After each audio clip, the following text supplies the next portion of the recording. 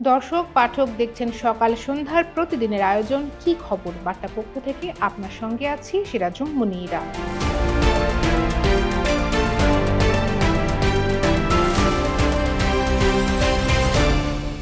সংবিধান অনুযায়ী 5 বছরের জন্য নিয়োগ পেলেও দায়িত্ব নেওয়ার 2.5 বছরের মাথায় পদত্যাগ করেছে কাজী হাবিবুল আউয়ালের নেতৃত্বাধীন নির্বাচন কমিশন। আজ দুপুরে ঢাকার আগারগাঁওয়ে নির্বাচন ভবনে সংবাদ সম্মেলন করে পদত্যাগের এই ঘোষণা দেওয়া হয়। এ সময় নির্বাচন কমিশনের আহসান হাবিব ও মোহাম্মদ আলমগীর উপস্থিত ছিলেন। বাকি দুই কমিশনার রাশেদা সুলতানা ও আনিসুর রহমান সংবাদ সম্মেলনে ছিলেন না। তবে দুজন অনুপস্থিত থাকলেও সংবাদ সম্মেলনে জানানো হয় পূর্ণাঙ্গ কমিশনই পদত্যাগ করেছে। নির্বাচন কমিশনের পদত্যাগ পরবর্তী নির্বাচন নিয়ে কোনো শঙ্কা তৈরি হলো কিনা কিংবা কোন প্রক্রিয়ায় হবে পরের কমিশন গঠন সেসব নিয়ে আলোচনা করব আজকের কি খবরে। সঙ্গে রয়েছেন সহকর্মী খায়রুল বাশার। বাশার, আপনাকে স্বাগত। আপনাকে ধন্যবাদ। বাশার, আমরা জানি নির্বাচন কমিশনের পদটি সাংবিধানিক হয়, রাষ্ট্রপতিরও তাদের বরখাস্ত অথবা পদত্যাগে বাধ্য করার আইনি ক্ষমতা নেই। ফলে আমরা গত কয়েকদিনে বরখাস্ত বা রদবদলের যে ধারাবাহিকতা দেখেছি সেখানে কিন্তু ইসি ছিল না। তাহলে পদত্যাগ তারা কেন করলেন?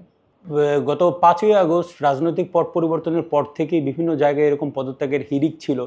তো এ নিয়ে আমরা বিভিন্ন সময় নির্বাচন কমিশনের সাথে কথাও বলেছি। তারা তখন জানিয়েছে তাদের মধ্যে পদত্যাগের কোনো ভাবনা নেই, মানে সেটা হচ্ছে 10-15 আগস্টের দিকে আর কি। তো পদত্যাগের ভাবনা নেই জানানোর পরও তাদের মধ্যে একটি প্রস্তুতি ছিল, যেটা হচ্ছে তারা পদত্যাগ প্রক্রিয়া কিভাবে করতে হয় সেগুলো তারা গুছিয়ে রেখেছিল।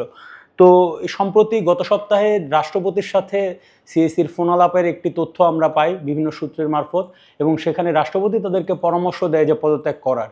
তো এরপরে বেশ গত বুধবার এবং আজ বৃহস্পতিবার, গত বুধবারের মঙ্গলবার এবং বুধবার 2 দিনই বেশ গুঞ্জন চলছিল যে পুরো কমিশন, পূর্ণাঙ্গ কমিশন, দেশের 13তম কাজী হাবিবুল আউয়ালের নেতৃত্বাধীন কমিশন তারা পদত্যাগ করবে।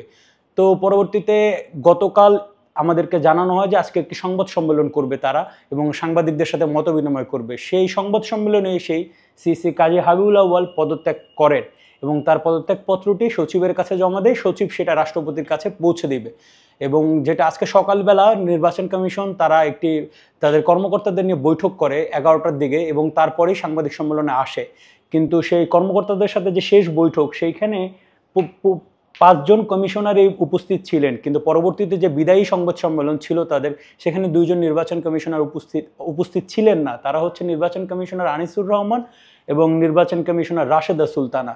এখন যেটি দেখার বিষয় সেটি হচ্ছে গত 25শে আগস্ট বাংলাদেশের একটি পত্রিকায় প্রধান নির্বাচন কমিশনার কাজী হাবিবুল আউয়াল একটি কলাম লেখেন। সেইখানে তিনি জানান যে নির্বাচন কমিশন সাংবিধানিক সংকটে রয়েছে, এবং তিনি যেটি বলছেন যে যেহেতু সংসদ বিলুপ্ত হয়ে গেছে, সংবিধান অনুযায়ী 90 দিনের মধ্যে ভোট করার বিধান রয়েছে, এবং কেউ যদি সেই বিধান মানে সংবিধানের যে আইন বা নিয়ম সেগুলো যদি না মানে যে পদ থেকে, তাহলে তার বিরুদ্ধে সংবিধানের 7-এর খ অনুচ্ছেদে এই সর্বোচ্চ মৃত্যুদণ্ডের মতো বিধান রয়েছে।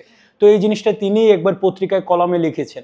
তো আজকে তিনি সেটা ওইভাবে বলেনি আমাদেরকে, কিন্তু তিনি বলেছেন বিরাজমান পরিস্থিতির কারণে তারা পদত্যাগে মনস্থির করেছে এবং তারা আজকে পদত্যাগ করেছে। আচ্ছা, নির্বাচন কমিশন যেমন গুরুত্বপূর্ণ তেমনি বারবার বিতর্কিত ভূমিকা তাদেরকে আমরা দেখতে পাচ্ছি। নির্বাচনের অবাধ এবং সুষ্ঠু করতে বাধা আসলে কোথায়, আর পদত্যাগে নির্বাচন কমিশন এ নিয়ে কি বলেছে? জি, যেটি আপনি খুব ভালো বলেছেন। আজকে বিদায়ী প্রধান নির্বাচন কমিশনার কাজী হাবিবুল আউয়াল তিনি তার বক্তব্যে বলেছেন যে বাংলাদেশের প্রতিটি সাধারণ নির্বাচন নির্দলীয়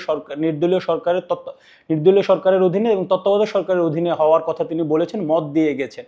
এবং পাশাপাশি তিনি বেশ কয়েকটা পরামর্শ দিয়ে গেছে তাদের কমিশন, সেটা হচ্ছে সংখ্যানুপাতিক পদ্ধতিতে ভোট, প্রপোর্শনাল রিপ্রেজেন্টেশন, এবং ভোটগুলো হচ্ছে 4 ধাপে বা বিভিন্ন ধাপে ধাপে করার জন্য, এবং মাঝখানে 3 থেকে 5 দিন মানে বিরতি রেখে সেই ভোটগুলো করার পরামর্শ দিয়েছেন। আর আরেকটি যেটা আপনি বলছিলেন যে আসলে তার বাধাটা কোথায় ভোট করতে, তো যেটা আমরা দেখেছি বাংলাদেশে আসলে যে সরকারি ক্ষমতায় থাকে তারা বিভিন্ন রকম সাংবিধানিক প্রতিষ্ঠানগুলোকে কুক্ষিগত বা নিজেদের নিয়ন্ত্রিত করার চেষ্টা করে, এবং পাশাপাশি ভোটটা মূলত আসলে নির্বাচন কমিশনের বাইরে গিয়ে যে আমাদের আমলারা আছে, প্রশাসন এবং যারা হচ্ছে আইন শৃঙ্খলা বাহিনী, তারাই ভোটের মূল দায়িত্বটা পালন করে। তো আমরা বিভিন্ন সময় দেখেছি যে তারা বিভিন্নভাবে দলীয় আচরণ করে সেসব আমলারা, প্রশাসনের এবং সেই আইন শৃঙ্খলা বাহিনীর সদস্যরা, যার ফলে ভোটগুলো আসলে সঠিকভাবে মানুষ তার ভোটাধিকার প্রয়োগ করতে পারে না। এবং এই কারণেই নির্বাচন ব্যবস্থা নিয়ে আমাদের বারবার প্রশ্ন আছে। এবং কাজী হাবিবুল আউয়াল কিন্তু সেটাই বলেছেন যে অন্তর্বর্তী সরকার বলেছে নির্বাচন ব্যবস্থার সংস্কার ঢেলে সাজাতে হবে, এবং সেজন্যই তিনি বলেছেন যে তাদের পদত্যাগের যে কারণ, এবং তারা যে নির্বাচনটা করতে পারেনি, কেন করতে পারেনি সুষ্ঠুভাবে, সেটার উদাহরণ হিসেবে তিনি সেটাকেই প্রেক্ষাপট হিসেবে টেনেছেন আর কি। তাহলে এখন নতুন নির্বাচন কমিশন গঠন কোন প্রক্রিয়ায় হবে আর সেটির জন্য কতদিন প্রয়োজন? আচ্ছা, বাংলাদেশে স্বাধীনতার পর 50 বছর পর 2022 সালে প্রধান নির্বাচন কমিশনার এবং নির্বাচন কমিশনের নিয়োগ আইন নামে একটি আইন হয়, এবং সেই আইনের ভিত্তিতেই কাজী হাবিবুল আউয়াল কমিশনকে সার্চ কমিটির সুপারিশের ভিত্তিতে নিয়োগ দেওয়া হয়। তারাই প্রথম সংবিধান অনুযায়ী নির্বাচন কমিশন আইনের ভিত্তিতে, এবং এর আগে একটি অ্যাডহক ভিত্তিতে করা হতো, মানে সেটা আইন ছিল না, কিন্তু রাষ্ট্রপতি এই একই প্রক্রিয়ায় যেটা বর্তমানে আইন করা হয়েছে সেইটাই আসলে আমরা বা বিগত কমিশনের নিয়োগের ক্ষেত্রে ফলো করা হতো।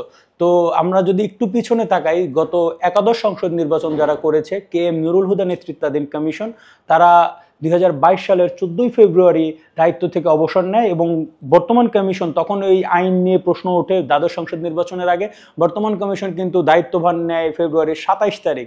তো এই মাঝখানে অনেকটি দিন কিন্তু নির্বাচন কমিশনের পদ শূন্য ছিল, সাংবিধানিক পদ শূন্য ছিল। তখনও এই বিষয়গুলো নিয়ে আলোচনা হয়েছে আপনার আইনমন্ত্রীর সাথে। তো সেই সময় তিনি জানিয়েছিলেন এটা আসলে সাংবিধানিক পদ শূন্য হিসেবে গণ্য হবে, এটা কোনো আইনি জটিলতা করবে না।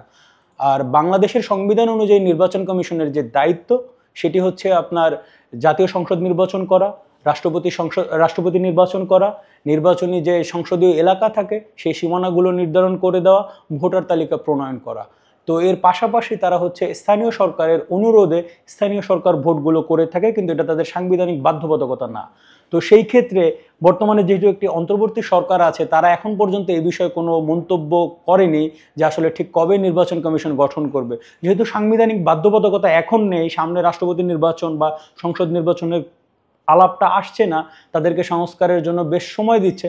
তো পরবর্তীতে যে কোনো সময় বর্তমান অন্তর্বর্তী সরকার তাদের সুবিধাজনক সময়ে আইনের ব্যবহার করে তারা আসলে এই পদে নিয়োগ দিতে পারবে। কিন্তু সেক্ষেত্রে তারা বর্তমান অন্তর্বর্তী সরকারের যে আলাপটা, সেটা হচ্ছে নির্বাচন ব্যবস্থা তারা ঢেলে সাজাবে, এবং সংস্কারের নানা রকম আলাপ চলছে, রাজনৈতিক দলগুলো তাদেরকে দিচ্ছে। তো সামনে ভবিষ্যতে নির্বাচন ব্যবস্থার সংস্কার হবেই বলে আমার মনে হয়, এবং সেই সংকটটা আসলে কতদিনে কাটবে সেটা বর্তমান অন্তর্বর্তী সরকারই বলতে পারবে আর কি। বাশার, আপনাকে অনেক ধন্যবাদ। আপনাকেও ধন্যবাদ।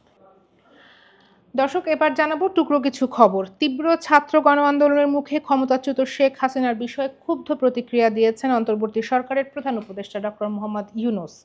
ভারতীয় সংবাদ মাধ্যম পিটিআইকে দেওয়া সাক্ষাৎকারে ডক্টর ইউনূস বলেন, বাংলাদেশ ফেরতে না চাওয়া পর্যন্ত ভারতে অবস্থানকালে সাবেক প্রধানমন্ত্রীর চুপ থাকা উচিত। শেখ হাসিনা ভারতে অবস্থান করে বিভিন্ন অবন্ধুসুলভ রাজনৈতিক বিবৃতি দিচ্ছেন, এমন প্রসঙ্গ টেনে ডক্টর ইউনূস বলেছেন, ভারতে শেখ হাসিনার অবস্থানে কেউ স্বস্তিতে নেই, কেননা বিচারের কাঠগড়ায় দাঁড় করাতে আমরা তাকে দেশে ফেরত আনতে চাই। তিনি ভারতে অবস্থান করার পাশাপাশি বিভিন্ন কথা বলছেন, নির্দেশনা দিচ্ছেন, এটা কেউ পছন্দ করছে না। অবৈধ সম্পদ অর্জনের অভিযোগ এনে দুদকের করা মামলায় অনলাইন নিউজ পোর্টাল bdnews24.com এর প্রধান সম্পাদক তৌফিক ইমরোজ খালিদিকে অব্যাহতি দিয়েছে আদালত। একই অভিযোগে দুদকের আরেক মামলায় অব্যাহতি দেওয়া হয়েছে বেঙ্গল গ্রুপের চেয়ারম্যান আবুল খায়ের লিটুকেও। দুদক কমিশনার মোহাম্মদ জহুরুল হকের সই করা মামলা প্রত্যাহারের অনুমোদনপত্র আজ ঢাকা মহানগর জ্যেষ্ঠ বিশেষ জজ আদালতে দাখিল করা হয়। দুই আবেদনের শুনানি নিয়ে বিচারক মোহাম্মদ আসামস জগলুল হোসেন তাদের অব্যাহতির আদেশ দেন। মূল্যস্ফীতির চ্যালেঞ্জ মোকাবেলায় আমদানি পর্যায়ে আলু, পেঁয়াজ ও কীটনাশকের শুল্ক কমানোর ঘোষণা দিয়েছে জাতীয় রাজস্ব বোর্ড। আজ এক প্রজ্ঞাপনে শুল্ক কমানোর কথা জানানো হয়, যা বহাল থাকবে আগামী 30 নভেম্বর পর্যন্ত। এনবিআর এর ঘোষণা অনুযায়ী আলুতে 13%, কীটনাশকে 20% এবং পেঁয়াজে 5% আমদানি ও নিয়ন্ত্রণমূলক শুল্ক প্রত্যাহার করা হয়েছে। বাজার সংশ্লিষ্টরা বলছেন, শুল্ক প্রত্যাহারের প্রভাব বাজারে পড়তে শুরু করলে সাধারণ মানুষের ক্রয় ক্ষমতার মধ্যে আসবে আলু, পেঁয়াজের দাম। কীটনাশকের শুল্ক কমানোর সুফলও পাবেন কৃষকরা। দর্শক, এই ছিল আজকের কি খবরে। এসব খবরের বিস্তারিত জানতে পড়ুন www.sakalsondha.com। এছাড়া সামাজিক যোগাযোগ মাধ্যম ইউটিউব এবং ফেসবুকে আমরা প্রকাশ করছি বিভিন্ন ধরনের ডিজিটাল কন্টেন্ট। দেখুন সেগুলো, থাকুন আমাদের সঙ্গে।